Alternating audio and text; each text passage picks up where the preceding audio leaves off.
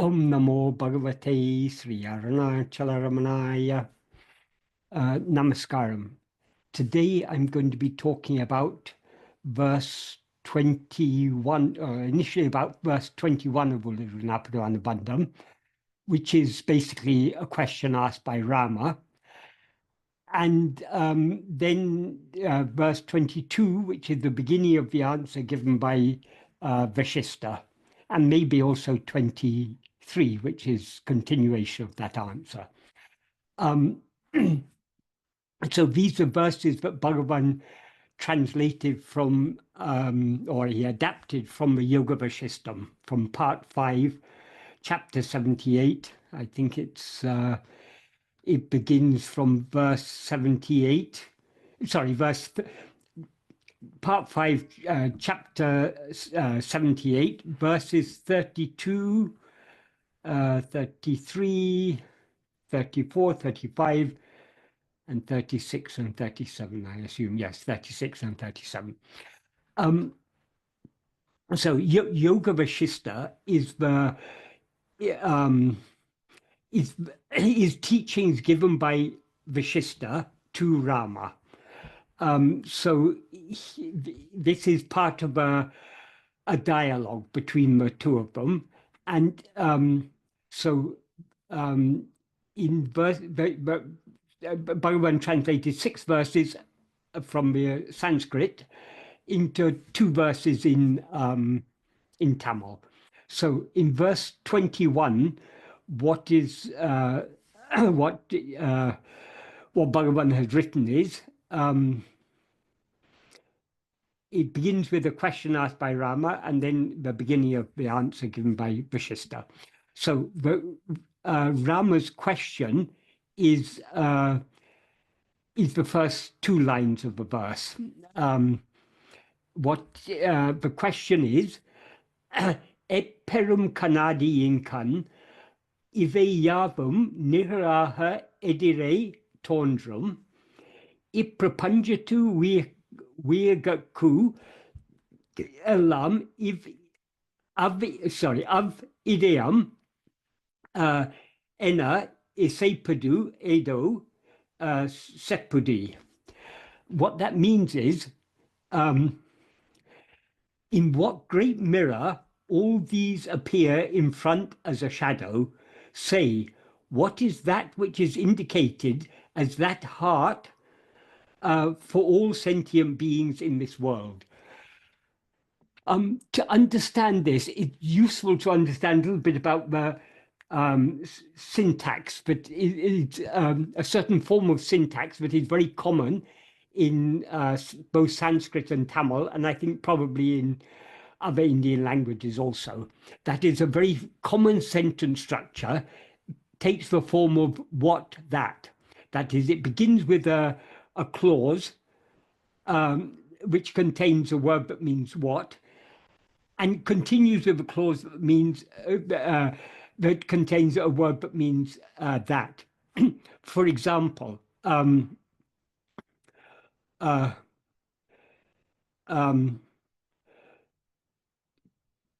to whom all phenomena appear, that ego is a demon whom we seek to destroy.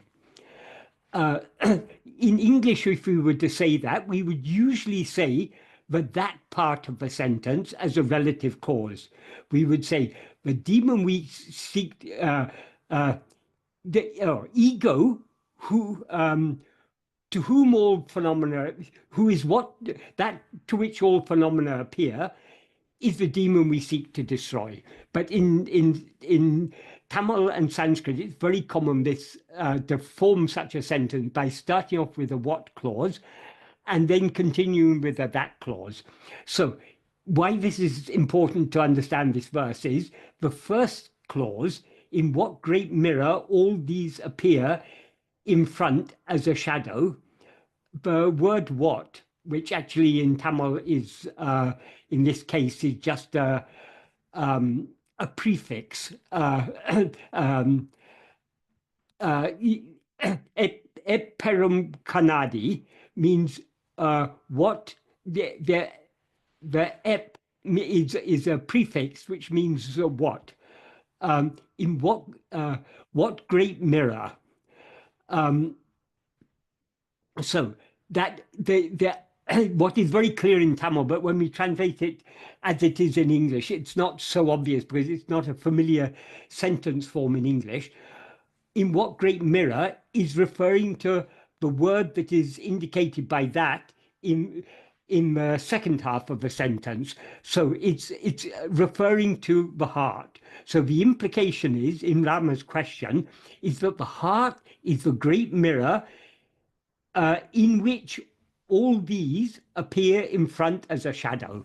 All these refers to all phenomena, all the objects of the world, not only the physical objects, the objects of the physical world, but also all the objects of the mental world, all the thoughts, feelings, perceptions, memories, and so on and so forth. So all these basically refers to all phenomena of all kinds. So the implication is that the heart is a great mirror in which all phenomena appear as a shadow. Here, shadow means it's implying, like, if we consider old black and white movies, a black and white movie is just a series of shadows on the screen. So it's implying that all phenomena are just a shadow. They're just it's not substantially real. The shadow has no independent existence. We can't catch a shadow. We can't. There's nothing. It's just a shadow is just an absence of light, or not even necessarily an absence of light, a dimming of the light. So in a black and white movie, you have different shades of light and darkness, and that makes up all the pictures on the screen. So all phenomena are just like that. They're insubstantial. They're just it's just an appearance. It's not real. Is the implication. And whatever appears in a mirror is just a shadow. That's why he refers to it as in what great mirror. So the mirror has an independent existence, but whatever appears in the mirror has no independent existence. So the heart is in Rama's question. Actually, there's already a lot of import in the question, in the way Rama asks his question. He doesn't simply ask, what is the heart for all sentient beings? He gives us some important information about what this heart is. The heart is the great mirror in which all phenomena appear as a shadow. So in what great mirror all these appear in front as a shadow, say, what is that which is indicated as that heart? That heart is referring to that is the what great mirror, and that heart, they are the what in what great mirror is referring to that heart, is the clear implication. So the heart is the great mirror in which all these appear in front. So what is that heart, Rama asks? And that is the heart for all sentient beings. That is, if we consider this in the light of Bhagavan's teachings, to whom do all phenomena appear? Phenomena do not appear to the heart itself. The phenomena appear only to the sentient beings, what is referred to here as the Uڵḷadu. Uڵḷadu means souls or sentient beings. So souls means ego. So it's only in the view of ego that all phenomena appear. But in what is it that both, if we go, I mean, it's not exactly implied here, but if we consider it from the point of view of Bhagavan's teachings, both ego and all the phenomena that appear in the view of ego exist in what? They exist in the heart. That is, the heart is the underlying reality. It is the substratum. It is the substance. It's the reality of ego and hence of all other things. That is, all phenomena depend for their seeming existence upon ego, because they seem to exist only in the view of ego. So without ego to know them, phenomena would not exist. That is, the phenomena have no independent existence. They are just appearances in that appear in that awareness that is called ego, in that what Bhagavan would call suttarivu. That means the transitive awareness, that which knows phenomena, that is ego. And only in the view of ego the phenomena exist. So the phenomena have no existence independent of ego. As Bhagavan says in verse 26 of Uڵḷadu Nāṛpadu, if ego comes into existence, everything comes into existence. If ego doesn't exist, everything doesn't exist. Ego itself is everything. In that verse, everything refers to all phenomena.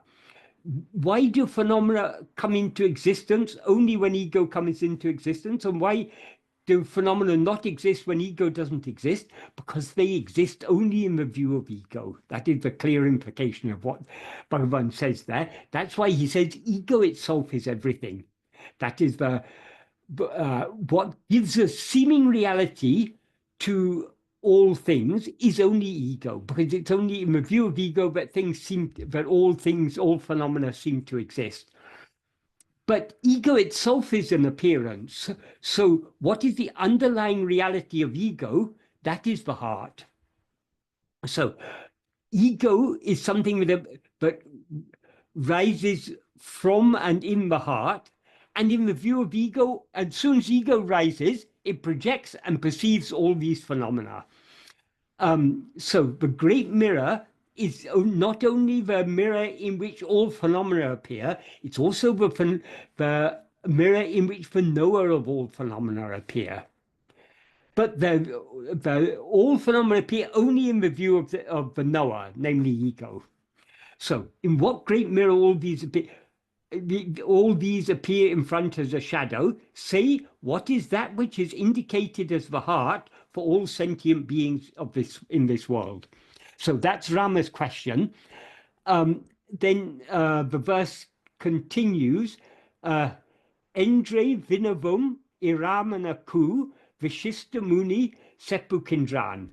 That means to Rama, who asked thus, Vishista Muni replied. Vishista Muni said, or no, not even said, he says, it's present tense.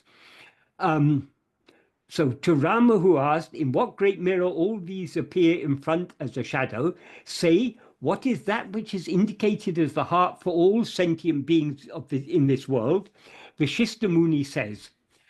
And what he says is, it bhuviin viyaku ellam ideam iruvidam ahum enunkale. What that means is, enunkale means when considering, or when one considers, the heart for all sentient beings of this world is of two kinds. And that's what he goes on to talk about in the next two verses. In the next verse, he talks about the two kinds of heart, one of which is to be accepted and one of which is to be rejected. And then he goes on to say more about that in the following verse. So the literal meaning of the whole verse is, to Rama, who asked, in what great mirror all these appear in front as a shadow, say, what is that which is indicated as that heart for all sentient beings in this world? Vishista Muni says, when considering, the heart for all sentient beings of this world is of two kinds. So if we slightly paraphrase that to make the meaning more clear, we can paraphrase it as, to Rama, who asked, say, for all sentient beings in this world, what is that which is indicated as that heart in which great mirror all these, namely all phenomena that constitute the mind and world, appear in front as a shadow. A shadow we can take as meaning as the word he uses in Tamil is nihir. But it implies an image or a reflection, just like the reflection in a mirror. Vishista Muni means the wise one, says, when one considers the heart of all sentient beings of this world is of two kinds. So what are those two kinds of hearts? That's what he goes on to say in the next verse. So in verse 22,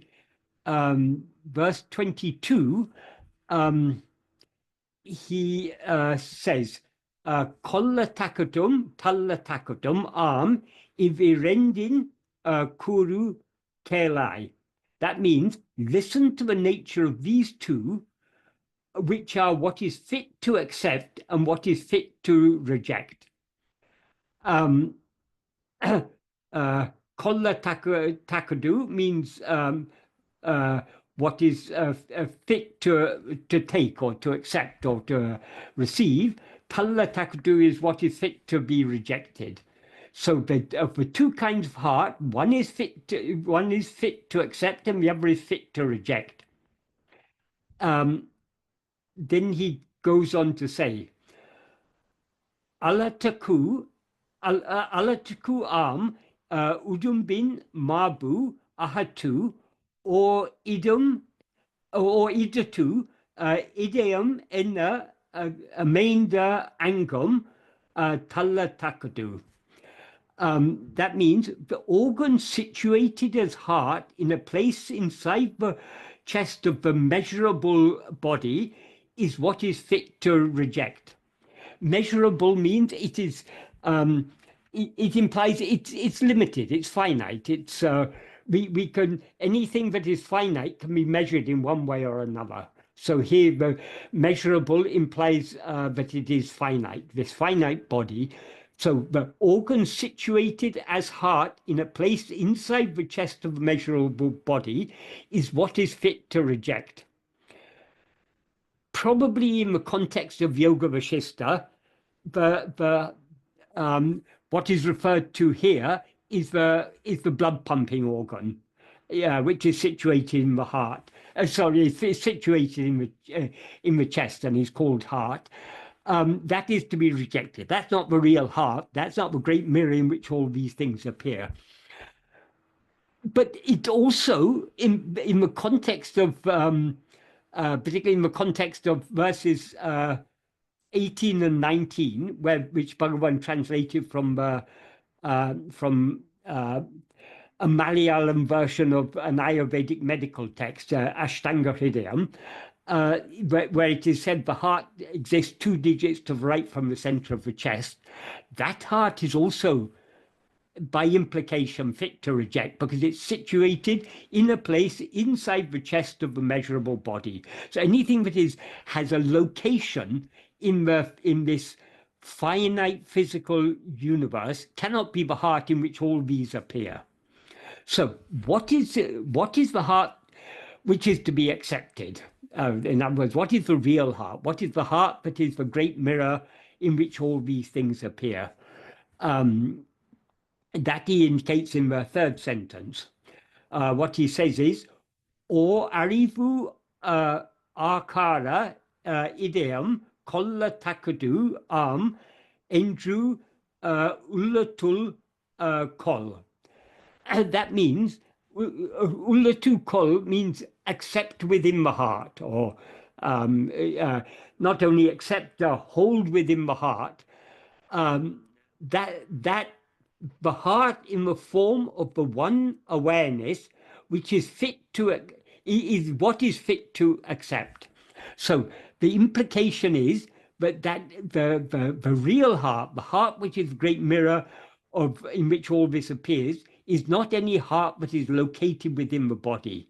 The real heart is in the form of or arivu, the one awareness. Or can mean, it means one. It can also mean, it also by implication, it means the unique, the special, the peerless awareness is what is fit to accept. So the real heart is just the one awareness, the one real awareness. So obviously the awareness referred to here is not that awareness that is called ego, because there seem to be so many egos, so there seem to be so many awarenesses. Every person, in every person there seems to be something that is aware, and that is ego. So there seem to be a multiplicity of egos, but all those multiplicity of egos exist in the view of one ego. But that is not the one awareness that is referred to here. The one awareness that is referred to here is the pure awareness, because ego, that is the awareness, what Bhagavan would call the sutatra arivu, the intransitive awareness, not the awareness that knows anything, but the awareness that just is, the awareness that knows nothing other than itself. So that the awareness for which there are no objects, that is the real awareness, and that is the heart, is the implication. That is the real heart.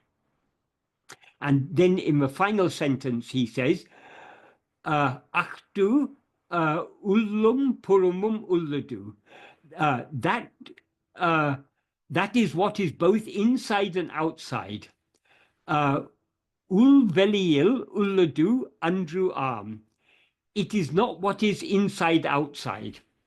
The implication of that is it is it's both inside and outside, but it's not what is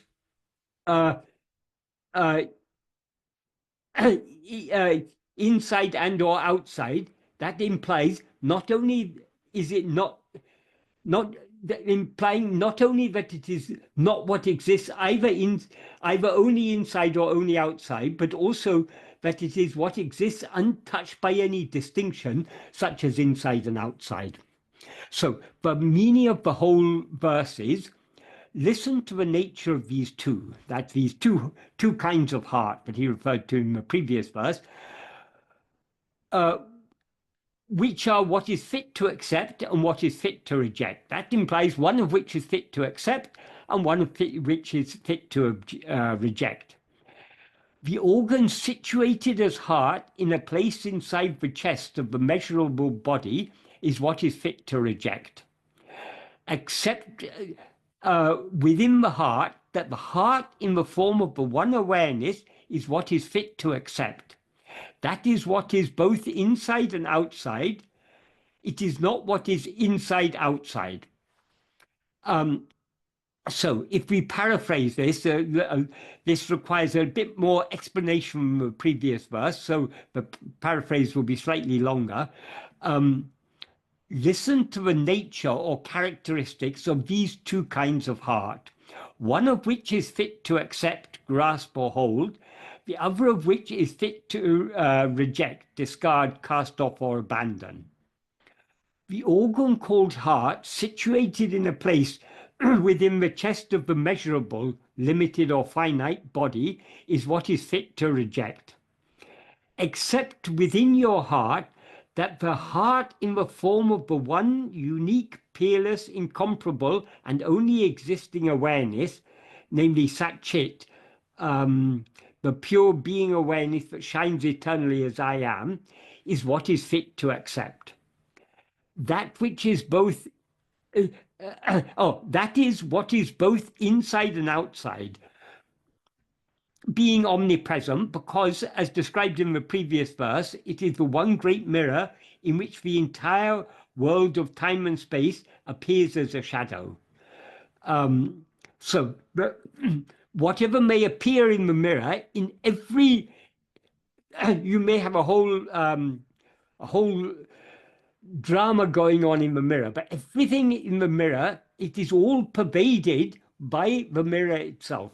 There's nothing appearing in the mirror that is in any way separate from the mirror. So the mirror pervades the whole scene that is seen reflected in the mirror. So it is it's both inside and outside. In other words, it's omnipresent. Yet it is not what is inside and or outside. That implies not only is it not what exists either only inside or only outside, but also it is what exists untouched by any distinction, such as inside and outside. That is, in this context, inside and outside is referring to, because he talks about the heart situated inside the chest. So often when we talk about inside and outside, we're referring to inside the body and outside the body. That is, everything that is inside this body is me. Everything that is outside this body is something other than me. So the clothes this body is wearing is not me.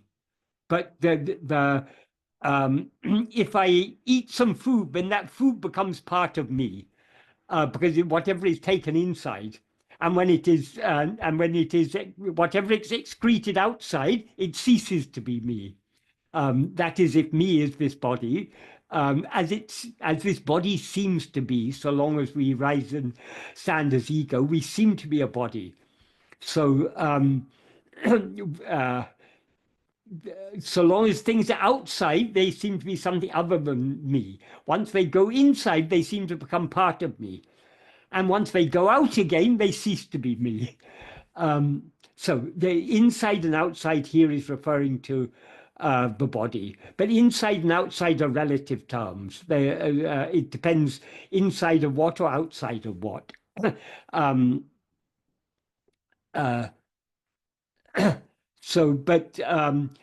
the heart is beyond all distinctions, such as inside and outside. The body is one of the shadows that appears in the heart, in the great mirror that is the heart. But the mirror is both inside that body and outside that body. But it's not only inside or only outside, and it is actually beyond the distinction of inside and outside, because the body is just one among the many shadows that appear in that great mirror. So the mirror is ever unaffected by whatever shadows may appear in it. That is the implication.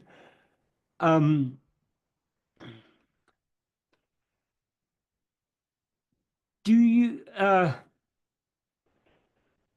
true, actually, this it's not just these, it's not just 21, 22, 23, but also 24. They're all actually one series. Unless you particularly, I mean, I could go on and do the next two verses today, but we can keep them for another time. I mean, there's quite a lot of substance in these first two verses, 21 and 22. So I suggest we can devote more time to the next two verses in separate sessions. That's fine. Why these verses are particularly important in the context of Uڵḷadu Nāṛpadu Anubandham, because Bhagavan translated those two verses from Malayalam version of Ashtanga Hridayam, namely verses 18 and 19.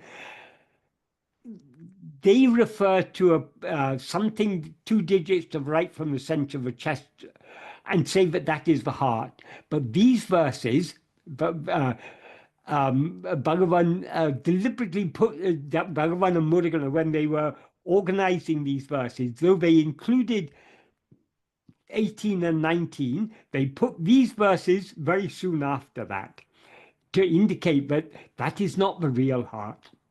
The real heart is not anything that is limited within any place within the body. The real heart is that in which all time and space is contained, and everything within time and space, everything is contained within the heart. Just like the reflections in a mirror are contained within the mirror.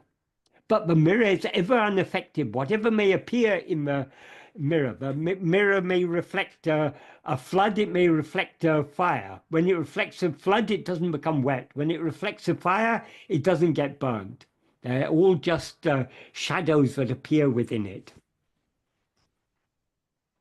So since the body is a shadow that appears in the great mirror that is the heart, any place within the body is a shadow within the shadow. So that is not the real heart. The real heart is only that awareness, but not just any awareness, the Satchit, the being awareness, the awareness that is not the awareness that knows anything. The awareness that knows everything is ego. The pure awareness knows nothing other than itself. So it is called Satchit, the being awareness. Whereas ego is the rising and knowing awareness, the awareness that knows things other than itself. So the pure awareness that is the heart is what is, it's aware of nothing other than its own being. So it's aware I am.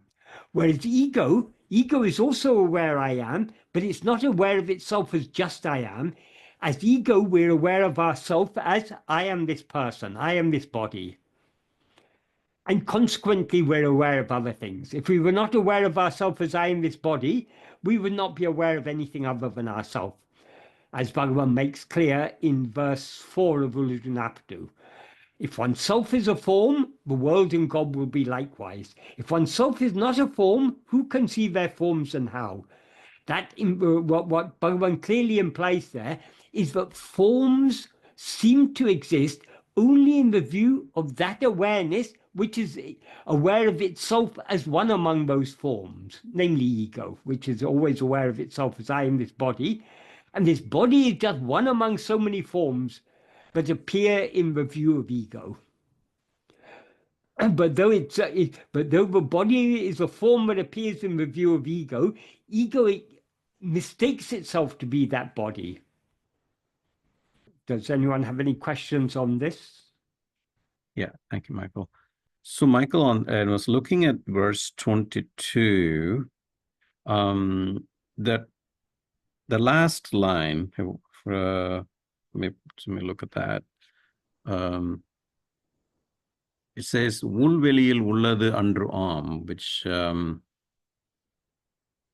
Uڵḷadu, I'm just, the way I'm looking at it is in a very simple way. In Tamil, we also use veli to just mean space. Yes. So to me, I just hear it as Uڵḷadu as opposed to, basically the way I'm looking at it is a space of inside, the inside space. Inside space, in other words, the mind space. Yeah, exactly. Yeah, it is not what Bhagavan is trying to say. It's not what is inside your body, space inside. So I thought I'll just let you know that I'm just looking at it in a very straightforward way. And it goes with what says in the previous sentences, right? Yes. Statement. Veli does mean space, as you say, but generally when it's used along with ul, as ul veli, that's referring to inside and outside. Okay. In verse verse 7 of Arunachala Ashtakam, Bhagavan says that that I'll just summarize the meaning. If the thought I does not exist, not even one other thing does not exist. In other words, nothing exists independent of the thought called I. The thought called I means ego.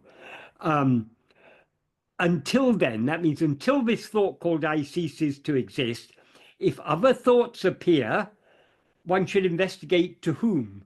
To me. And thereby one will reach the Aduvarayil, Aduvaray Pira Ninevu Eriva. If other thoughts appear, Aku, to whom? Eku, to me. Andru aham uditalam edu endru Uڵḷadu. When one sinks within, the implication is by investigating to whom, to me, one will thereby merge within, in the place from which I rose, and thereby one will become the emperor under the shade of a single umbrella. The single umbrella was a symbol for an emperor. The word for emperor in Tamil is ko. So one will become the emperor under the shade of the single umbrella. The implication that emperor under the shade of a single umbrella in this context is referring to the supreme lord of the whole universe, in other words, Lord Shiva. So one will come Lord Shiva. Is the implication if we go within, and then he describes what then remains. He says, Indru aham puram,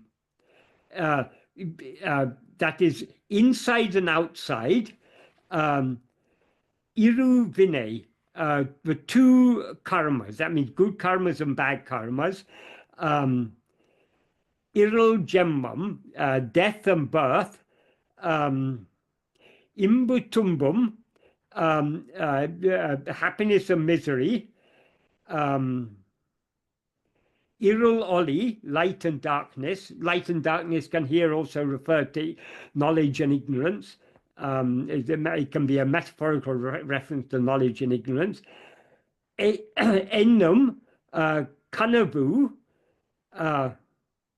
that line begins with Indru, that dream of all these pairs of opposites will cease to exist.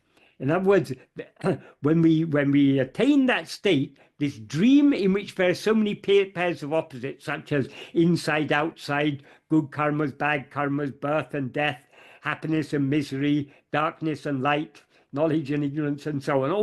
All these pairs of opposites are just a dream, and this dream will cease to exist if we investigate ourselves and thereby go and become established in the heart lotus. I think Uڵḷadu is a lotus or a flower, is it? If I remember correctly, it means heart. Uڵḷadu means the heart lotus or the heart flower, or anyway, whatever it is, it's not so important. Sure, yeah. That's when one reaches that and becomes established as the supreme lord of the universe, then this entire dream of all these pairs of opposites will cease to exist. And what will then remain? Ideya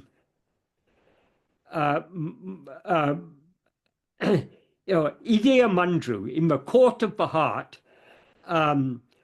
aham means in the court of, so ideya mandru aham means in the court of the heart. Achalama, as motionlessly, nadam, nadamidam, dancing motionlessly in the court of the heart. Aruna malay enum ele arum aruloli kadale.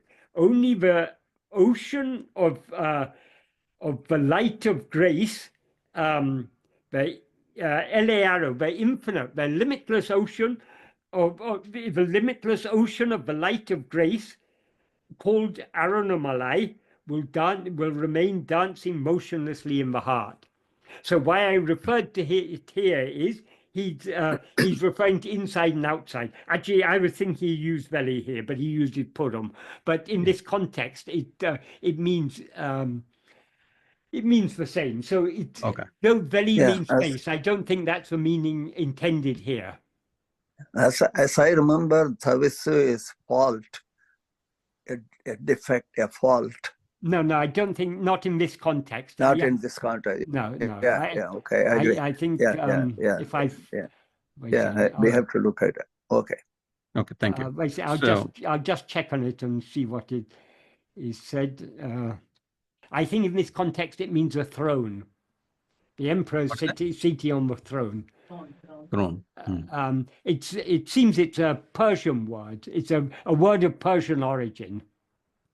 It's probably not a very common word, but Bhagavan has used it here. So the Uڵḷadu means the heart throne, because the emperor is seated on a throne under the shade of a single umbrella. Okay. Oh boy. So people, many are not aware how complex Tamil is. Yes. Most 99% of regular Tamilians don't understand these verses that Bhagavan has composed in, just very few. In fact, it's getting worse. I was just recently much worse now. Recently in a flight to India, and next to me was seated a 25-year-old gentleman. He's just finished some assignment in a ship. He was just going back. I just took a very simple, he was asking me some spiritual questions, and I took a very simple Aksharamana verse, one of the very simplest one. He said, like, I don't get it. We don't know this. We don't talk about this Tamil anymore. So in 1946, that's 78 years ago, on the 5th of July 1976, there was some talk in Bhagavan's hall. People were talking about how the standard of Tamil education has fallen so low. And they were saying that nowadays we can't expect to see any poets like Bhagavan or Murugan from this younger generation, because the standard of Tamil education has fallen so low. And Bhagavan then intervened and said, the great poets, it's not just because of education that they became great poets. If that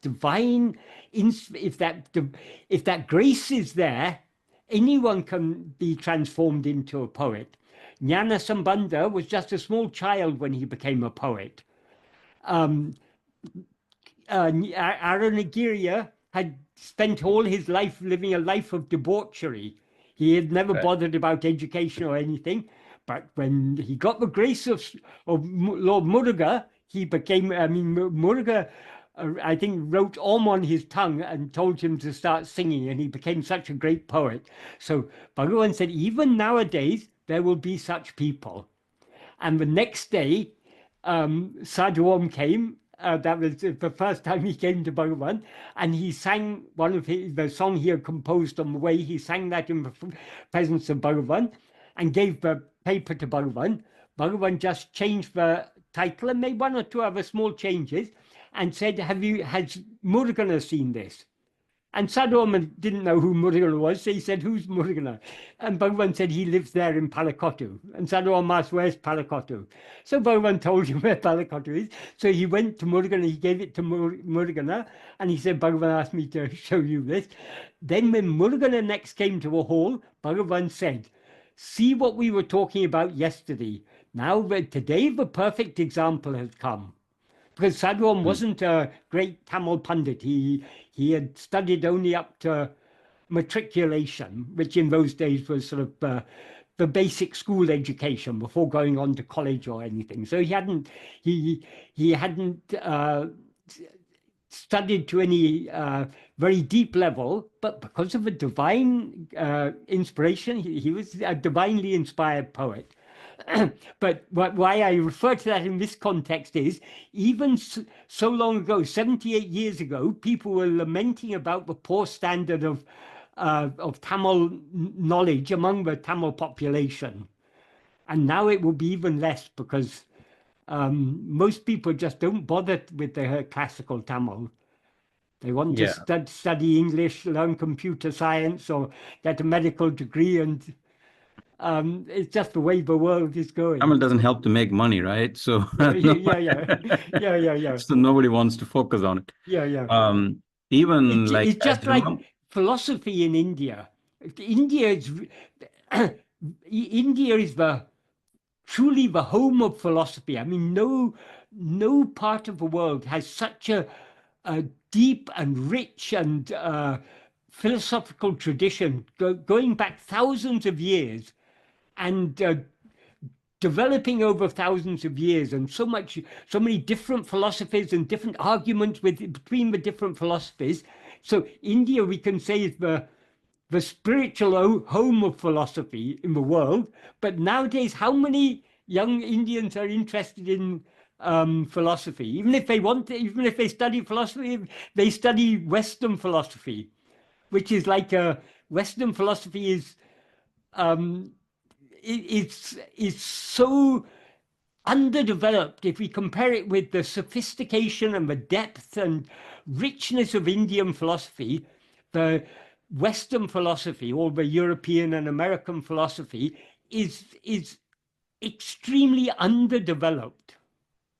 Yes. The Western developed technology, but the philosophy still remain very, very immature.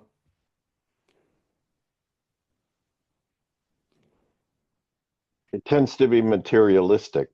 It tends to be materialistic, even, but I mean, particularly in the last 100 years or so, Western philosophy has tended to be very materialistic. But even before that, when it was, I mean, before, in the 19th century, the most dominant form of philosophy in the West was various forms of idealism, which are not so materialistic. But even that, the West has never developed the depth of, because the West just focused, I mean, philosophy in the Middle Ages was very much limited by church dogmatism, which limited the development of deeper inward philosophy. And then later, at the time of the so-called Enlightenment, it then took, the philosophy became, the so-called natural philosophy took off. I mean, it started developing, and that became what is now modern science. So it took a materialistic turn at that point. There was never because Indian philosophy is not just based on intellectual speculation. It was based on people who actually went inside and probed inside and developed so many different forms of meditation and all these things that gave them a far, far deeper insight into the nature of reality. I mean, there were many different types of philosophy in India, not all as deep as Bhagavan. I mean, Bhagavan's is the deepest of all. But even all the less deep forms of philosophy, they're still far deeper than, take Sankhya, for example. Sankhya had a very clear, what Sankhya very clearly recognized is this distinction between subject and object. It didn't refer to it as subject and object, but it talked about Purusha and Prakriti. So all phenomena belong to Prakriti. So they had it's basically a subject-object dualism. But Advaita went far further than, because Sankhya concluded that there are therefore two different, that is, they concluded that Purusha and Prakriti each exist independently, but Prakriti becomes manifest only when it comes into contact with Purusha. And the aim of Sankhya and Yoga is to separate Purusha from the Prakriti. But still, though compared to Advaita, that's a far less less deep philosophy. Compared to Western philosophy, Descartes, for example, who lived about 2,000 years after Sankhya was first developed in India, he formed a type of dualism, but his dualism is a far more superficial dualism. His mind is a mind-body dualism. In other words, the mental and the physical. Whereas Sankhya goes much deeper. It takes all the mental, that's all part of Prakriti. So it had a far deeper insight into the nature of knowledge and experience, that there cannot be any knowledge or experience without a knower or experiencer. A knower is Purusha, and Purusha is entirely distinct from Prakriti. Nowadays, the modern modern philosophy and science is very interested in consciousness, but they're looking for consciousness in the wrong place. They're looking for consciousness in the brain, or they're looking for consciousness in, they have theories like panpsychism, but there's consciousness in everything. But that they don't have even the basic insight of that Sankhya had, was that consciousness is something distinct from all phenomena. So they're looking they're looking among the phenomena for consciousness. So they expect to find the knower of all things in the known. They're looking they're looking at the objects to find the subjects. So they're looking in completely the wrong direction. That is because Western philosophy is not. It's still very underdeveloped compared to Indian philosophy. Anyway, this is all a bit of a red herring, but it's unfortunate. Yeah, but it's a good point. Yeah, that India, which has produced so much deep philosophy, nowadays there's so little interest in philosophy. I mean, so few young Indians are drawn to study philosophy. And even if they are, they end up studying Western philosophy and overlook their own far, far richer tradition. Right. Right. So that's, I mean, that information needs to be up there too. So that's good, even though it's a bit of a tangential info. It's an important Well, anyway, we're talking about two types of heart, one of which is to be rejected, one of which is to be accepted. So all that I've talked about now, that's all worldly knowledge which is to be rejected. What is to be accepted is the heart of, what is the heart of Indian philosophy? The heart of Indian philosophy is Purusha or Atman. That is what we are investigating. Right. So during the discussion, you mentioned Surtatrarivu, which is intransitive awareness, and as opposed to Suttarivu, which is transitive awareness. Yes. So, question: transitive awareness is translated by most translators as objective knowledge. Yes. Why?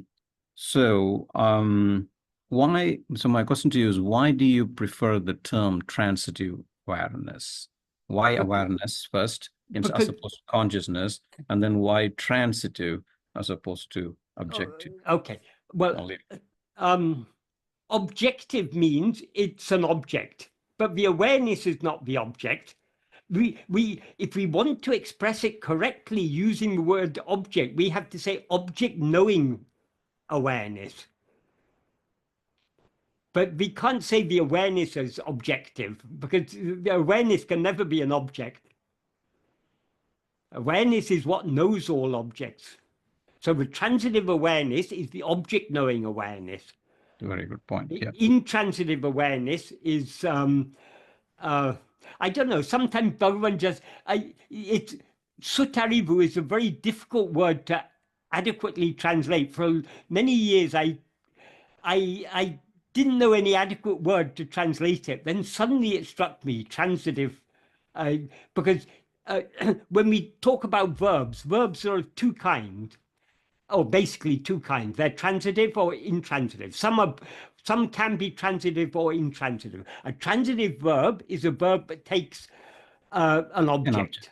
Yeah. So if you say kick, you need to have an object. You kick a ball, or you kick your foot against a stone or something. You can't. Kick has no meaning without an object. So it's a transitive verb. But if you say stand, any verb that you can say what, you can ask a question what about. If you kick, what is kicked, we can ask. But we can't ask what. If you say he stands, what is he standing? We can't say, because standing is an intransitive verb. There's no object of standing. You can't say he's. Well, sometimes we can. You can say he stood the chair upright. But usually, in the usual use of the word stand, it can be used as a transitive verb, but generally it's an intransitive verb. Whereas many transitive verbs can never be used as intransitive. You can never use kick or hit or you can never use them intransitively because they have a meaning only in relation to an object. Right. And then, so from that, you derive the intransitive awareness, right? Yeah, So in which there is no object. Just like intransitive verb, there is no object. Exactly. So yeah, that actually I thought was brilliant, because if you use the word objective knowledge to translate Suttarivu, then how do you end up translate in Suttarivu? Then we are stuck there. Yeah. Right? I used to translate it as object knowing.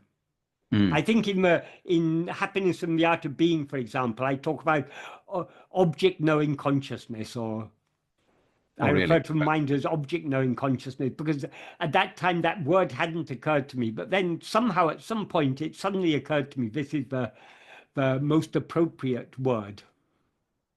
Right. Yeah, that was wanted to get that out, because when people are looking at Tata Sri Ramana, the new translation, or Michael's new book, Atma-vichara, you will be seeing the word transitive awareness and intransitive awareness. I just want to make sure everybody understands those two terms. And also in Tamil, you can say Suttariyam, that is knowing transitively, or being transitively aware. If you use objectively knowing, it just doesn't work. Right, exactly. Right. Yeah. So thank you. So let me go to the question here from Robert Delgage. Would it be acceptable to say that ego is consciousness looking out and grasping phenomena to establish its apparent independent existence? Yes, yeah, absolutely correct. That is, we seem to be ego only when we're looking away from ourselves. If we look back to see who am I, this ego, there's no such thing as ego to be found. So but the we that you said is the ego looking out. This is consciousness looking out, and as soon as it looks out, it in a sense becomes functionally ego. Is that fair to say? Yeah. But in day by day, there are a couple of places in which Devaraj Mudli, I mean, Bhagavan didn't speak in English, Bhagavan was speaking in Tamil, but Devaraj Mudli recorded in English. But basically, the substance of what Bhagavan said is,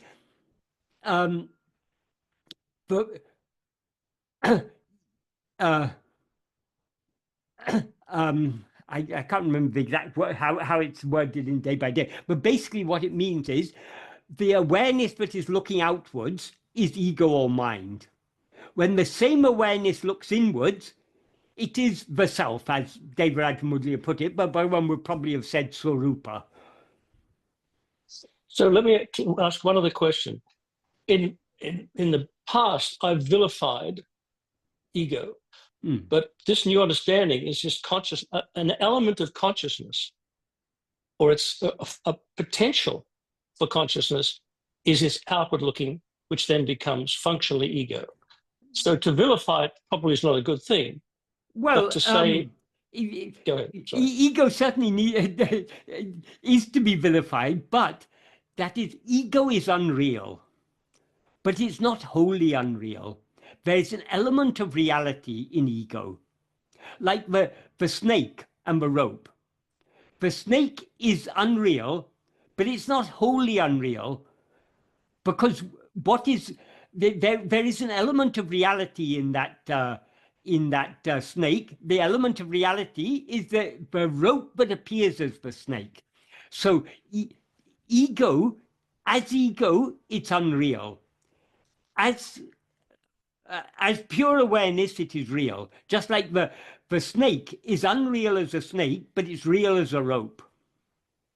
To vilify ego is, in my sense, in my mind, to give it some ghostly sense of existence, and Yeah, that almost that almost itifies it. Yes, Let me say that again. It almost itifies it, and that's where I get caught. That's all I'm saying. Yeah.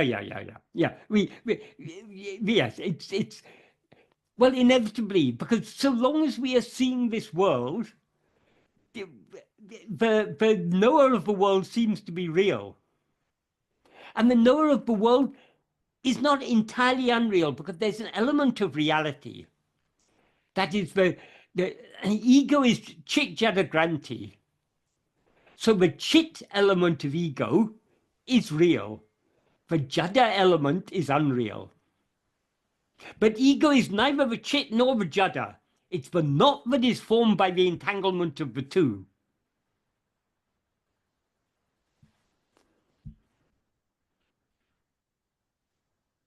Right. Thank you, Michael. I think in your last session with the UK group, you discussed Swami Sadhu Om's early days with Bhagavan. Do you remember that? I think so. Yes, someone asked something about right, that. And you did discuss that. So maybe as a follow-up, there is a question here from Sarah. Michael, a lot of paraphrasing and translation by you were done in collaboration with Sadhu Om. Can you tell us something about him? What was his teaching style? So maybe we can focus on that.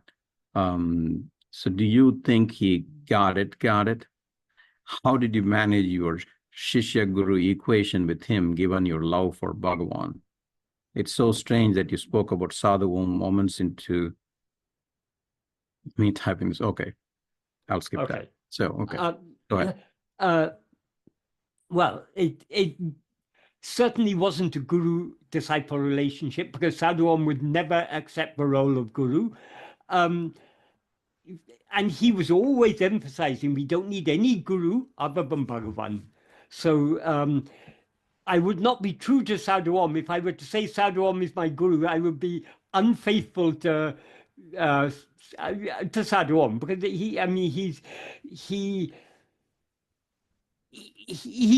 never wanted to be anything more than a devotee of Bhagavan. And to encourage, I can't even say he wanted to encourage us. Just being with him, his love for Bhagavan was infectious. So you couldn't be with him without getting infected by his love for Bhagavan. His teaching style, he wasn't even consciously teaching. He was just so immersed in Bhagavan. Even when I remember once some person told me that they had visited Sadhu Om and they didn't like it at all, because they found Sadhu Om was joking about Bhagavan's teachings. But Sadhu Om would bring in Bhagavan's teachings in whatever we're talking about. Even if it's mundane things, he'll bring in Bhagavan's teachings and make connections with Bhagavan's teachings. So often he would say things jokingly that have reference to Bhagavan's teachings. That is, he's not joking about Bhagavan's teachings. He's using even in the midst of joking, he's reminding us of Bhagavan's teachings. So, but he never gave formal talks. He never formally gave any teachings. And if people came to him and if they didn't ask any questions, he wouldn't of his own accord teach anything.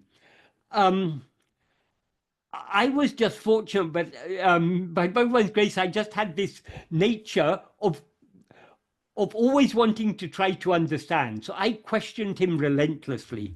And because I questioned him so much, I was fortunate that I got a lot out of him. Because one thing I found over the years, the more I questioned him, the deeper my questions, the deeper the answers I got.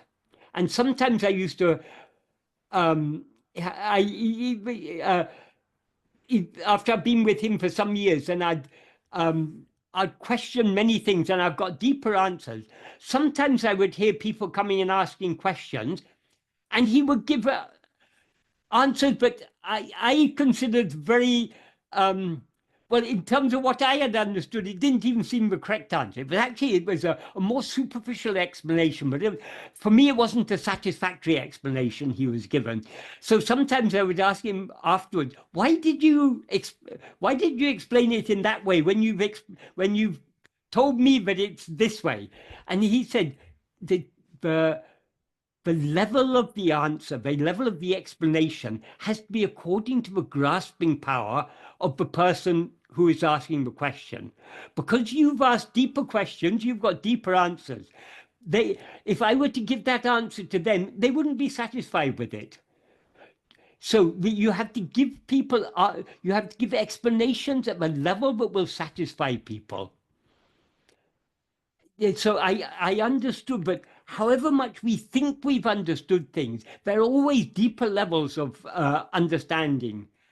So during the 8 years I was with him, I learned a lot simply by questioning him so much. And he once told me, it is good that you're a Westerner rather than being born in India, because he said one problem here in India, people have so much respect for elders or for people they take as spiritual. They will ask some questions, but they won't, if they ask a question and get an answer, they won't ask further questions. They'll be satisfied with whatever answer they get, but you're not satisfied with any of the answers you get, and so you ask further and further questions, so you get better, so you get deeper answers.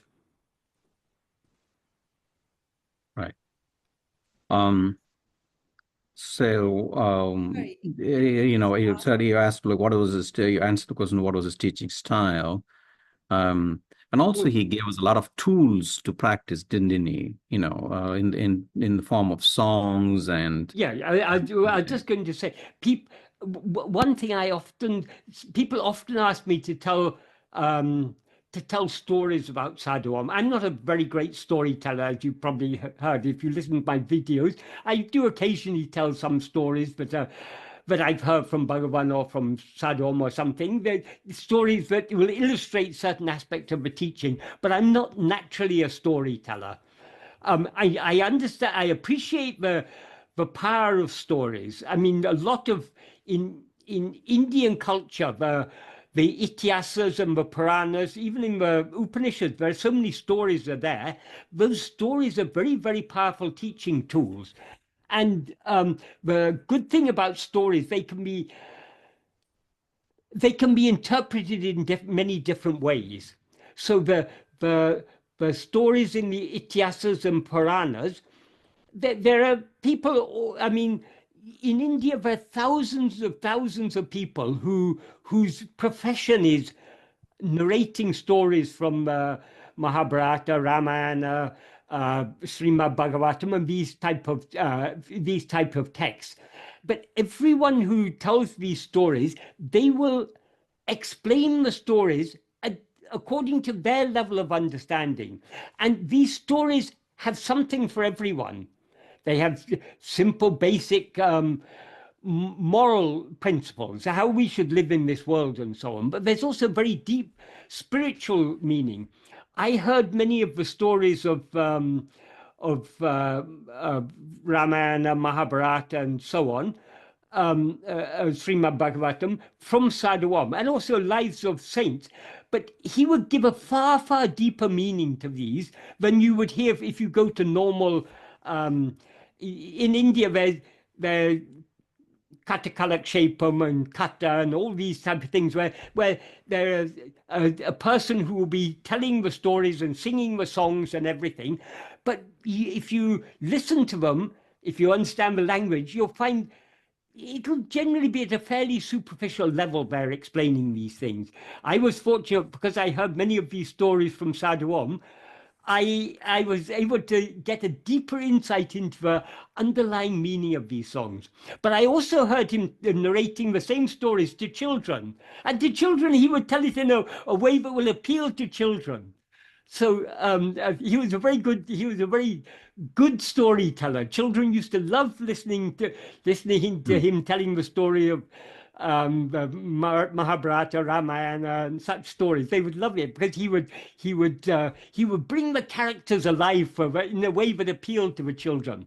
But anyway, about me, I'm not much of a storyteller. So when people ask me to tell about Sadhu Om's life, I say, if you really want to understand Sadhu Om, even if someone, a very good biographer, comes and writes all the stories of his life, you won't understand Sadhu Om truly, because Sadhu Om's real life was not the outward life, but the inward life. If you want to really understand Sadhu Om, get a true picture of Sadhu Om, you need to read his songs.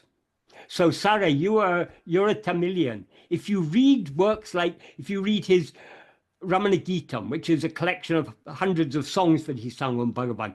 If you read Ramana Sahasram, 1,000 verses praying for jnana, Ramana Barahe, 370 odd verses in which he was longing for Bhagavan to reappear in human form.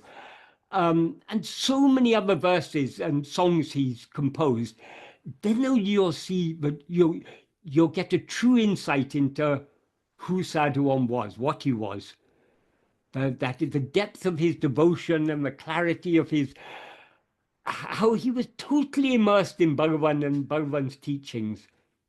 That can only be understood from his songs. Yes. Yeah. His tuning Sarah, the Sadhu Om's songs, tuned in popular cinema, ragas. Yes. That was very useful, for many other people rather than very classical way of presenting, which turns away several people away. Yes, but there's a nice. Do you know how he came to write those songs, the cinema tune songs? That is when he from 1955 up to sometime in the early 1960s, he was living in the ashram, and at that time he used to, along with the Veda Patasala boys and various other people, they used to pluck flowers for making the garlands for Bhagavan's puja. So in the morning, he would be in the flower garden with the Veda Patasala boys, and they would all be plucking flowers. And the Veda Patasala boys would be singing the latest cinema songs. So he said to them, why do you sing such a, oh, but it's such a nice song, it's got a beautiful tune, and they would say. Then he said to them, if I compose songs on Bhagavan, using the same tunes, will you sing those songs? And they said, oh, yes, it would like. So he started, he picked up from the Veda Patasala boys all the latest, because he never went to cinema, so he didn't know these songs. He picked up the latest cinema songs, and he would compose songs on Bhagavan on those tunes. Yeah, and also this very simple instruction in one of the songs, Kadnai Moodi Amartha Gol Kadavul Endre Ninainthu Gol. That is, as beautiful as the formal, very terse way of Upadesha. Dhyana song of meditation. Dhyana yeah. It's such a wonderful song because it's written for children, so it can be understood by children. But he leads us from the most ordinary understanding of meditation. Sit and close your eyes for a while and think of God. And he takes it deeper and deeper and deeper and brings it to the path of, within a few verses, he's bringing it to the path of Atma-vichara. Ennu Mariam Sakshiyai, Irevun Unnolirikirai. Ennum Oindu Izetile, Irevun Bandu Tondruba. In the place where the thoughts are gone, God will manifest. Yeah, God exists in your heart as the witness of your thoughts. Where all thoughts cease, there God will shine forth. Ennamoya variekel, Irevan Ramana Moriakel. To hear the means to make all thoughts cease, listen to the words of Ramana. Ennamerambum taraname, what's it? Ennamoya variekel, Irevan Ramana Moriakel. Ennamerambum taraname, Dendrupas. When thoughts appear, see to whom they appear. And this way he's leading from a very ordinary understanding of meditation deeper and deeper and deeper. I do have a follow-up question, if that's allowed. Oh, sorry. I thought Sarah was. I thought there's another. There's a Saravana Bhavan who I think sometimes attends this. He calls himself Sarah. Okay. So that's why I said I thought it was that Sarah. So that's why I said because you know Tamil. Sorry. Yeah, it's okay. That's what I thought. I thought you were mixing me up with someone else, because the great irony of my life is that I'm from Pakistan, so I'm always like scheming in my head on how I need to get to Tiruvannamalai. So, so you spoke about your own sort of ability to ask deeper questions, right? And I've been thinking about the fact that there are some people on this path who just don't have that intellectual curiosity, and I could potentially be one of those people. And when I read Bhagwan's teachings, I am just accepting those teachings as the truth based on my own love for him, and the fact that I believe that here's a person, a being who is speaking the absolute truth. And I wonder if that in some ways is an impediment. No, not at all. Not at all. We're all of different nature, but ultimately we've all been attracted by Bhagavan. And ultimately, Bhagavan often said, Bhakti is the mother of jnana. That is, the love is the key. So there are many people who ask questions, but their mind still keeps on going outwards. It's so we've made of different nature. I mean, for me, I was brought up as a Roman Catholic, but I asked too many questions. I remember once I went to a school that was run by Benedictine monks, and one of it wasn't that I didn't want to believe, but I wasn't satisfied with just believing because I was told this is what you have to believe. And they say faith is a leap in the dark. That didn't seem to make sense to me at all, because I said, then you can believe anything. Why to believe one thing rather than another thing? So I was always asking questions. And once when I was asking him, once I got an idea, the mystics are people who have some direct experience of these things. So I remember asking one of the monks about, can you tell me about the mystics, and or tell me about some mystics to read or something? And he said, oh, this is that type of thing is not for you. I said, why? He said, because you're not religious. I said, why do you say I'm not religious? He said, because you ask too many questions. So it was, I was just never satisfied, because I could never get answers that satisfied me.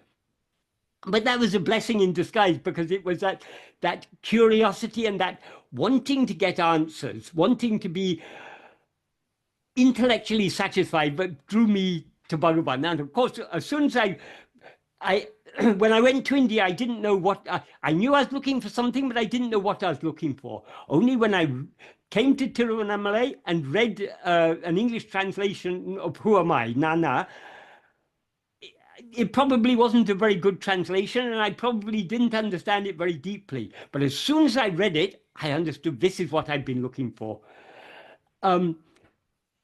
And then I brought, very soon after that, I was brought into contact with Sadhu Om, and it was very fortunate, I was very fortunate that Sadhu Om was there at the time, because nobody else was able to answer all the questions I had.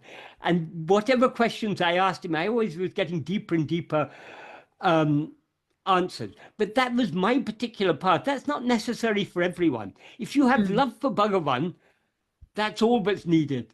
I mean,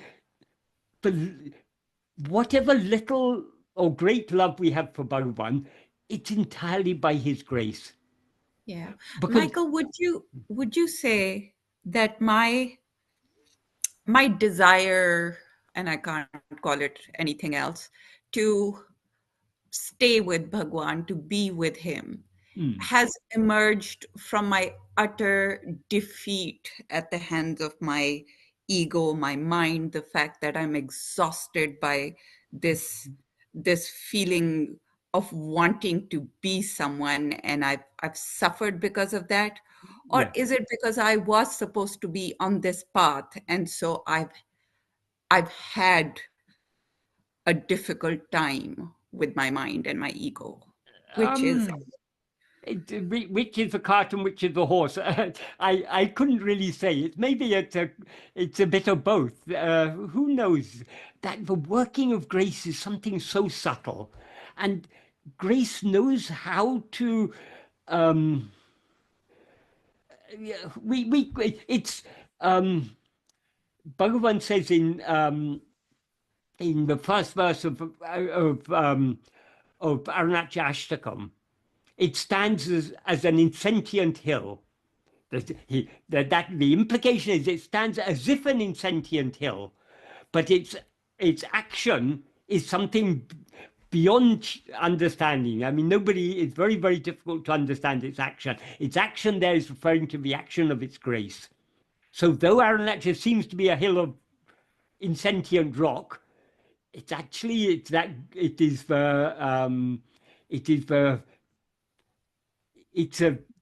jnana in a solid form. One of the great Tamil saints, I think it was Upper Swami, he sang of Arunachal, Jnana Tiralai Nindra Peruman, the great Lord who stands as a mass of jnana. So, and Bhagavan is always referring to Arunachal.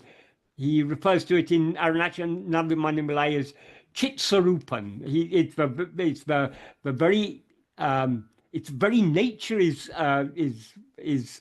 awareness, consciousness. So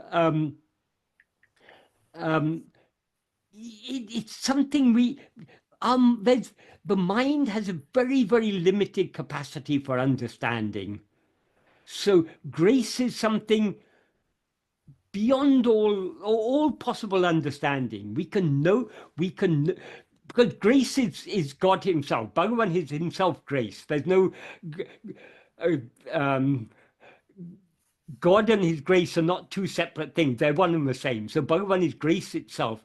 And we can know him only by being him. That is, he alone knows himself.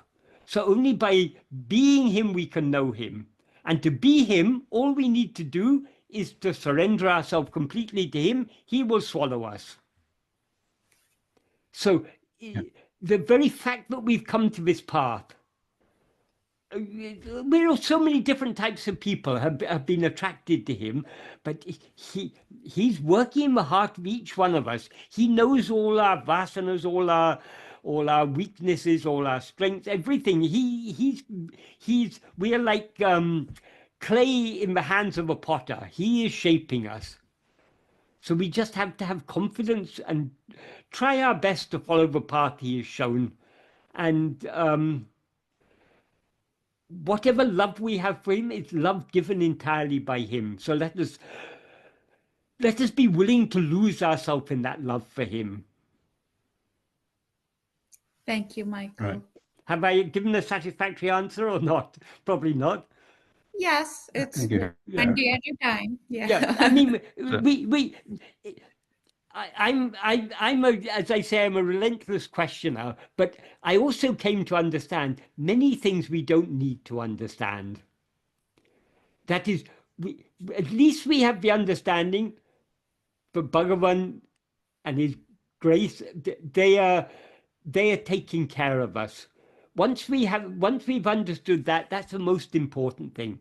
Just like a child understands that the mother's taking care of it, the child has complete confidence in the mother. We need to have such complete confidence in Bhagavan. And even that confidence comes only from him. That is, he gives us the clarity to have that confidence. Yeah. Thank you, Michael. Right. Now I do feel much better. Yeah. And regarding what I said earlier about that I was told faith is, you need to have blind faith. You need to, that is not real faith. Real faith is an inner clarity that is born by grace. That is nurtured in our heart, and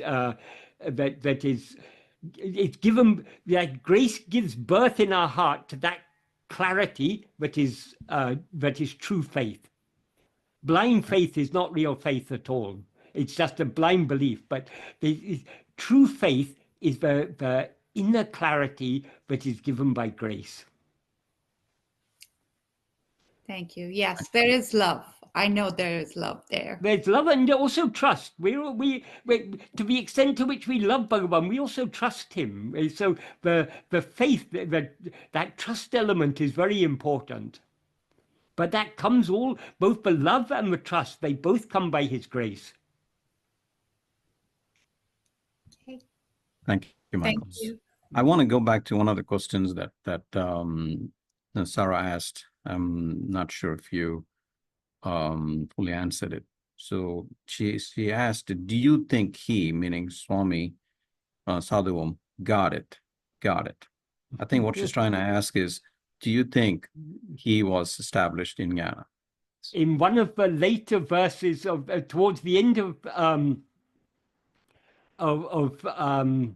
Sahasram, that's 1,000 verses praying for Jnana, he says something to the effect, was I swallowed or was I not swallowed? I don't know, only my Lord knows that. That's a very, very subtle indication of it's not a matter of getting it, it's a matter of losing ourselves in it, and he has lost himself entirely in it. And that is your belief? Yeah, yeah, of course it's my belief. I can't, I mean, there's no, there's no object. We don't know the truth of our own state. So how can we know the truth of anyone else? But I very, to me, it's very clear that Okay. Sadhu That's Om what I was looking for, right. was not an individual, though outwardly he seemed to be a person just like us. Inwardly, he was. There was no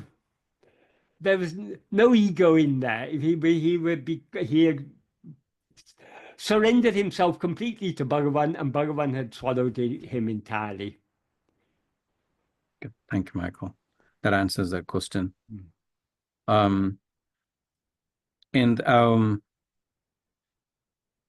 I think there is no more questions. Like, I want to ask one question. It's been in my mind for a while. So Bhagavan was asked, I don't know exactly what the question was, but he responded, "Yedo vittakurai tottakurai polam." Do you remember that? Yes. So in other words, vittakurai tottakurai basically means assumption of what was left incomplete in prior births.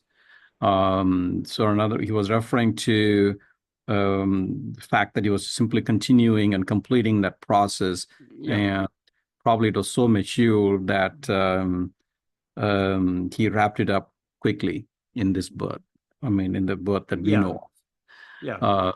All the process was completed. Right. He continued. That implies some doership there. It was just. Right. I think the question that he was asked, I think it was, why we are all struggling. Well, for Bhagavan, it was just it happened seemingly effortlessly. Right. And he said, "Do vitakorai totakorai polam." Polam means it's like some vitakorai totakorai. Right. So thanks for bringing the context more clearly. So my question, I always wondered, this is difficult. I know to have to guess our answer. What do you think did he practice in his prayer bursts? Was it more, or at least in the immediate preceding, was it more of Atma-vichara or Atma-samarpana?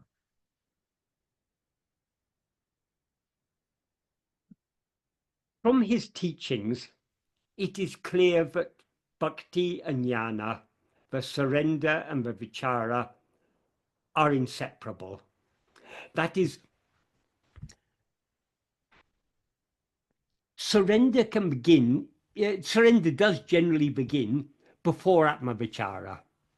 So most of us, if not in this lifetime, in previous lives, we've come along the path of bhakti.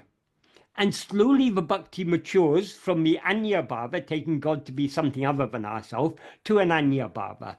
And the ananya bhava, when we understand God is nothing other than ourselves, then the surrender becomes much deeper. But the surrender cannot be complete without Atma-vichara, because ultimately what is to be surrendered is the one who aspires to surrender. And that is possible only by Atma-vichara. That is, ego cannot be destroyed by any means other than Atma-vichara. And the destruction of ego is the completion of the path of Atma-samarpanam. So I think I think it. Firstly, I don't think we can distinguish, and I don't think we should even try to distinguish one from another, because once we cannot investigate ourselves without thereby surrendering ourselves. That is, to the extent to which we go within, to that extent we are surrendering ourselves.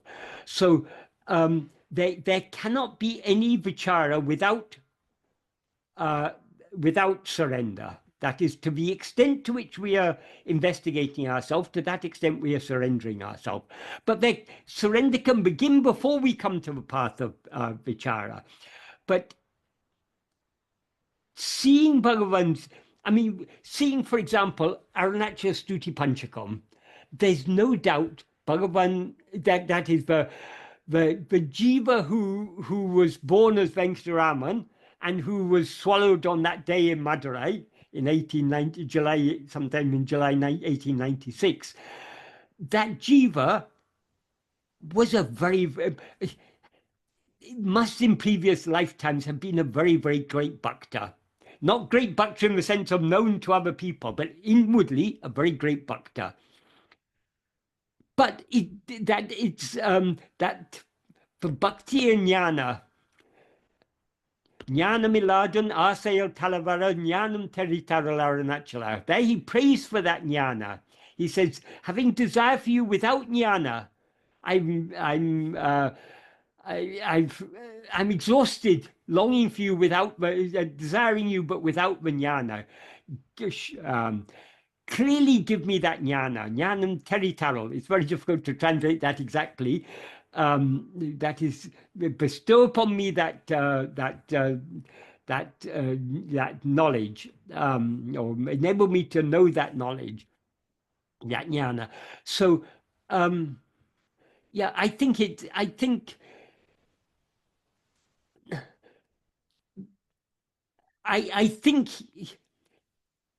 that jiva must have been practicing both bhakti and jnana, but even to say both bhakti and jnana is inadequate, because they're not two different things ultimately. People have a very wrong idea about jnana, but the jnana, as it's explained by Bhagavan, is the culmination of the path of bhakti. So since he was such a mature soul, in many earlier lives, he would have been just a bhakta following the path of anya bhakti, like we would all have been. But he would have, in previous lives, he'd also already come to this path of ananya bhava, recognizing that God is that which is ever shining in the heart as I. So I think he's he's the fullness of bhakti and jnana. So we really can't. Yeah, it is really difficult. We can't distinguish. But probably it probably was both, as you said. In his prayer Even birth. say both. It's one because they are one. Yeah, they're one and the same. They're but two it's sort sides of the same coin. Right.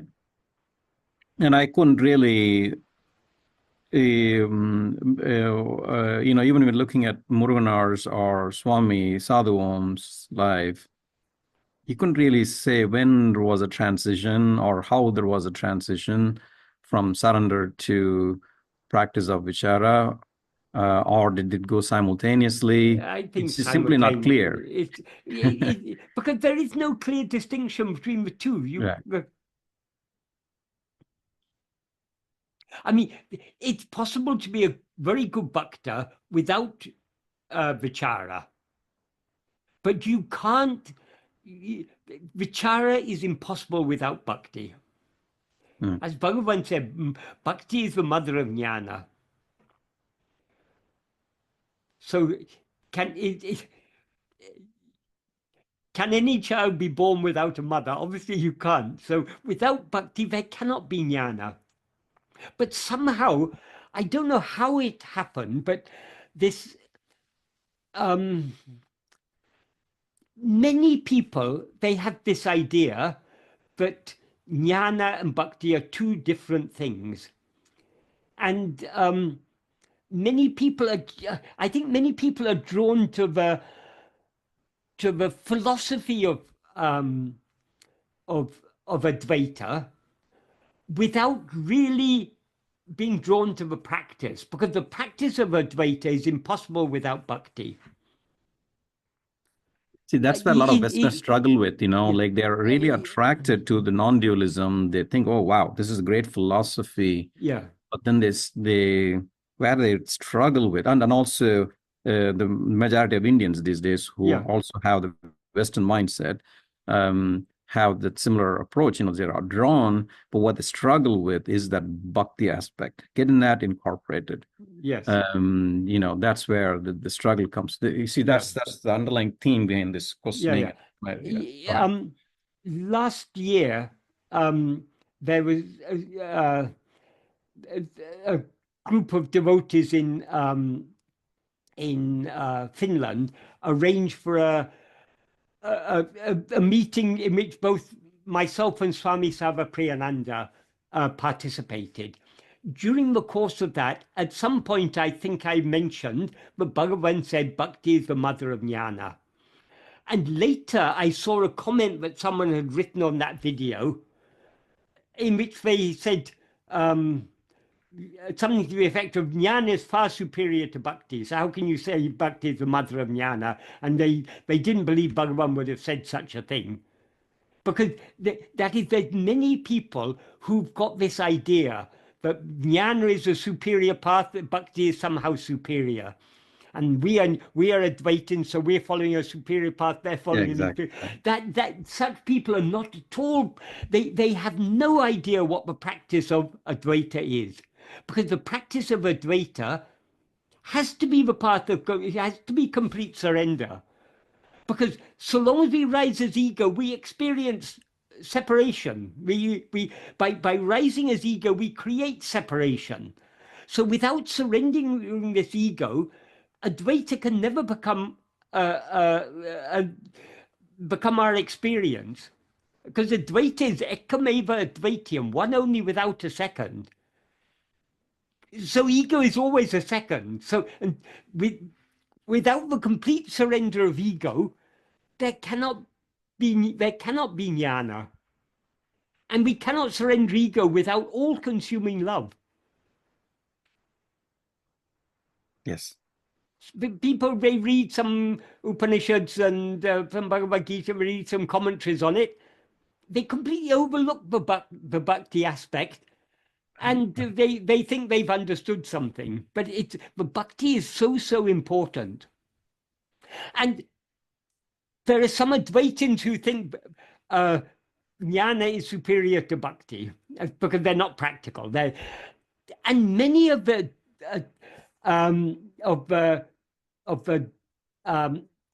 non-Advaitin Vedantins, they think Advaita is somehow very dry and very cold and just intellectual, and that there's no room for bhakti in Advaita. So both are misunderstanding what Advaita is. Advaita is the very pinnacle of bhakti. Advaita is the blossoming, the flowering of bhakti. Yeah. So both, each in their own way, both Ramakrishna Paramahamsa and Bhagavan have made this so clear. Ramakrishna Paramahamsa, from all outward appearances, he was a simple bhakta. He was worshipping his mother, Kali, and he was a simple bhakta. But actually, there's so much. If you read, for example, the Gospel of Ramakrishna, there's so much jnana very clearly there, and he's very. It's very clear that underneath all the bhakti, there's a very strong foundation of jnana is there. So Ramakrishna is a very clear example of the oneness of bhakti and jnana, and even better personification of that. I mean, even a clearer and deeper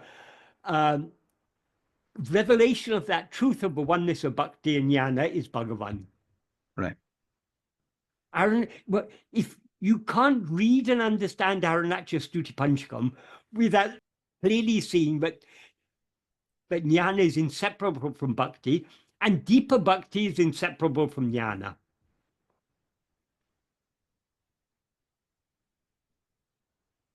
I guess this is so important. The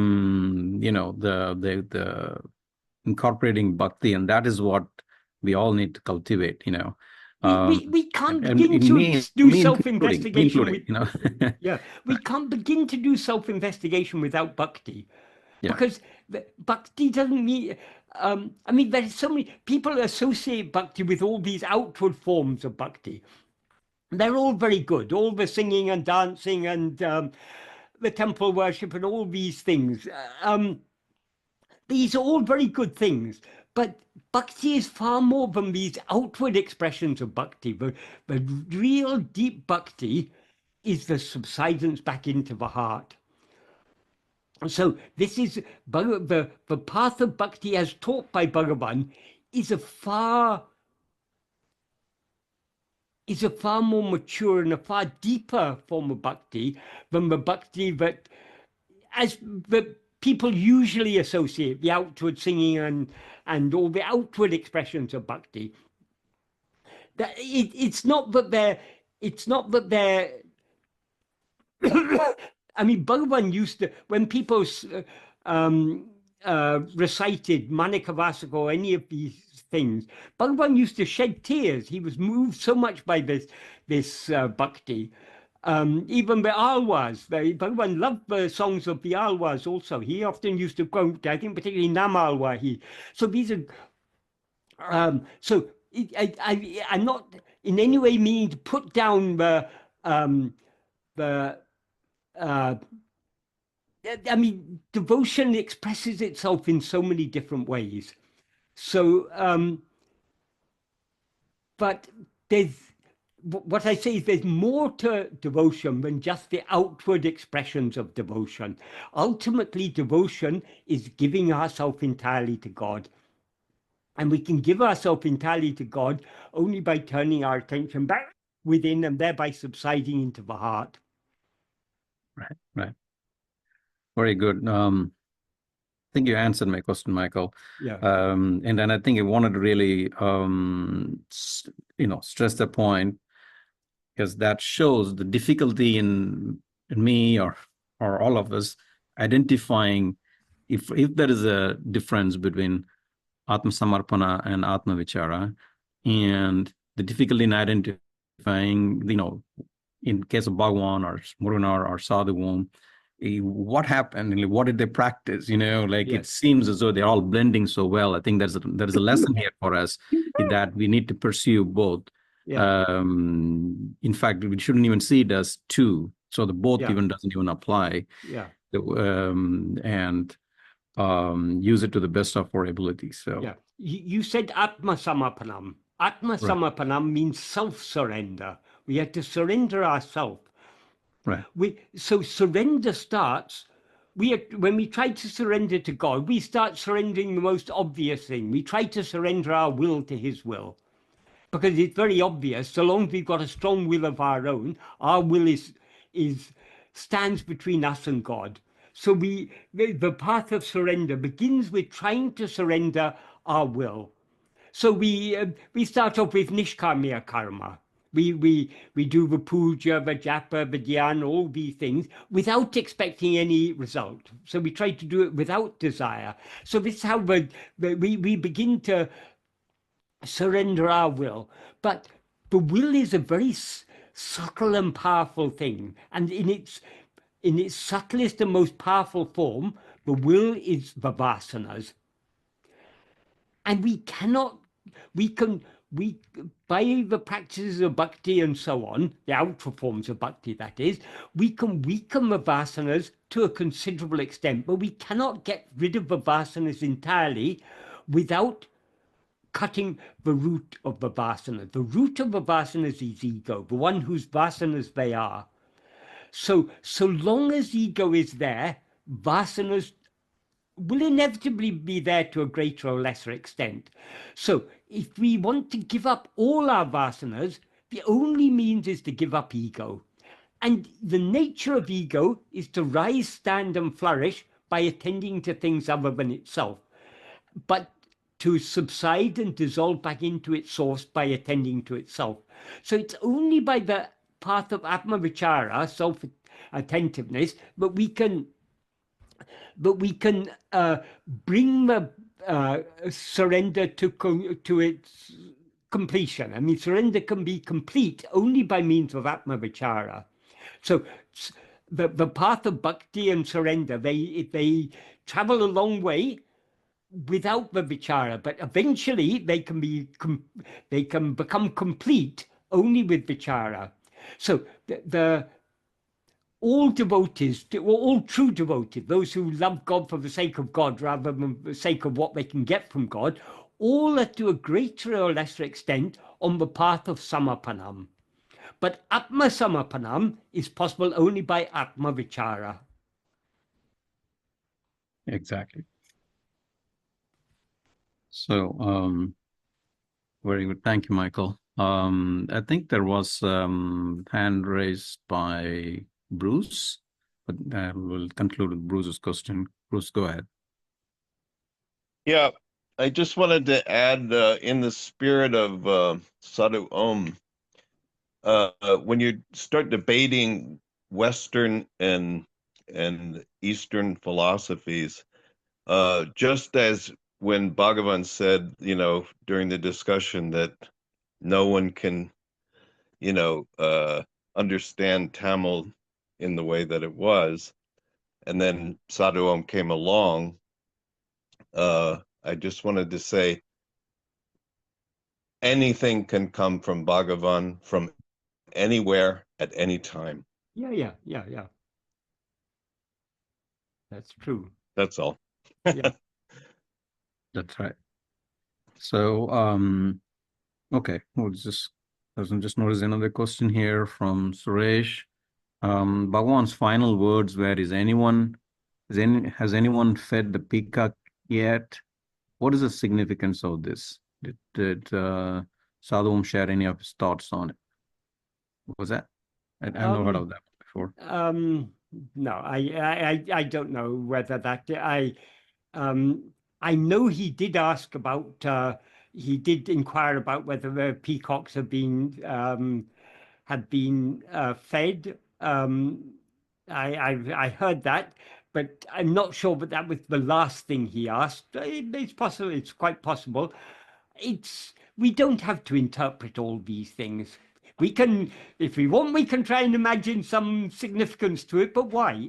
Bhagavan has a kind and loving heart. He was equally kind to creatures of all types.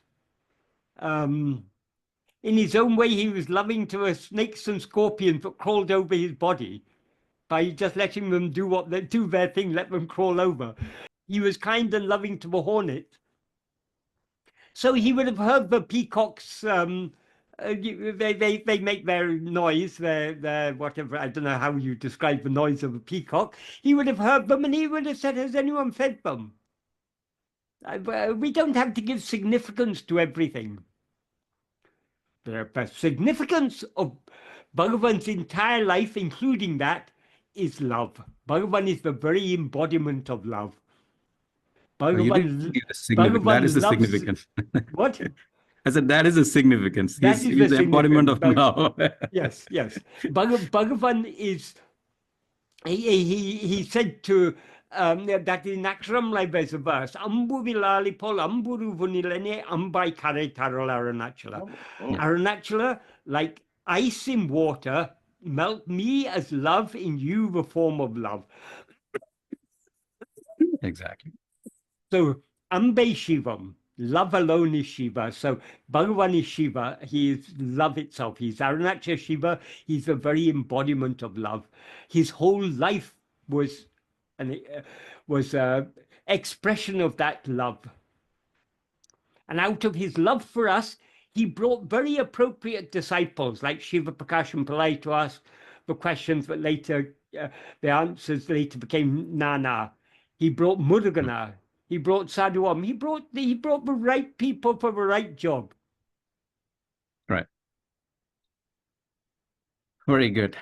Steve Palmer, did you have a question? I see you're raising your physical hand. Yes, please. Could I ask? I was quite inspired by the talk on Bhakti, and I might also be one of those people who was a little bit drawn to Bhagavan for more intellectual Western reasons, as you described Westerners doing that. And I just wondered, I wanted to get clear on that. If I've understood you, you're saying if you're practicing Atma-vichara, literally, I've said this to myself, with a love to go within, stop loving everything without, start to love to go in this direction. Don't just make it a cold practice, love, turn away from the confusions. Is there something you could say about that? It cannot be a cold practice, cold in the sense of an unloving. There cannot be unloving Atma-vichara, because we cannot turn our attention to ourselves towards ourselves without thereby subsiding. To the extent to which we attend to ourselves, we thereby subside. Subside means we are surrendering ourselves, and that is impossible without love. So there cannot be, if our Atma-vichara is without love, it is not Atma-vichara. That is, we would, without love, we will not be willing to attend to ourselves. So we all know in our heart of hearts how much we're actually doing this, how much we're actually keeping our attention just on our own being. That requires great love, because we have to let go of everything in order to do so. Bhagavan says in verse 26 of Uڵḷadu Nāṛpadu, Ahande undayin anatum undaham. If ego comes into existence, everything comes into existence. Ahande indrail indru anatum. If ego doesn't exist, everything doesn't exist. Ahande yavamam. Ego itself is everything. Adalal yadu edu indru nadale ovadal yavamen or. Therefore, know that investigating what this is giving up everything. So we cannot attend to ourselves without thereby letting go of everything else. That is, to the extent to which we attend to ourselves, to that extent we are letting go of other things. To the extent we let go of other things, we are thereby subsiding. So this is a path of suicide. We are literally sacrificing ourselves.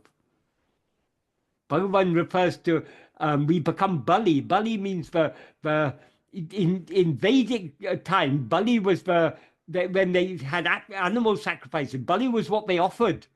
So Bali has the implication of like animal sacrifice. So we are becoming that Bali. We are offering ourselves completely to God, and we are going to be swallowed.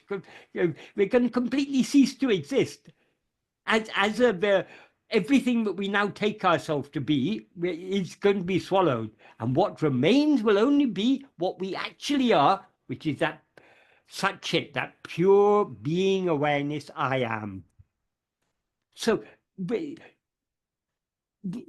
it's impossible to sacrifice things without love. Right. So there cannot be Atma-vichara without love. If anyone thinks Atma-vichara is, if anyone doesn't understand that Atma-vichara is the pinnacle of the path of bhakti, they have not understood what Atma-vichara is. I'm still understanding. To be truthful, I'm still understanding. Well, we're all still understanding. None of it. I mean, there are different levels of understanding, different degrees of clarity of understanding. But at least we need to have, there needs to be some recognition that why we all find attending to ourselves difficult, because we're unwilling to do so. We're unwilling to do so because we are literally putting our head on the chopping block. We're jumping over the edge of the cliff without anything to hold on to. So ego, yes, sorry. Ego could be defined as the lack of love. Bhagavan has by implication, he has described ego as ice. That is, it is the solidified form of love. That is, instead of experiencing love as it actually is, we experience it in a solidified form. That is, the solidified form of love is all the desire we have for things other than ourselves. Because true love is absolute oneness. Many theologians will say love always requires another, but they all overlook a simple fact that Bhagavan points out in the very first sentence of Nana. We all have greatest love for ourselves. So the love for another is always an inferior type of love. Even if we have love for God, we have more love for ourselves. So unless we recognize that God is ourself, is what we actually are, our love for God will always be imperfect, so long as we take him to be something other than ourselves.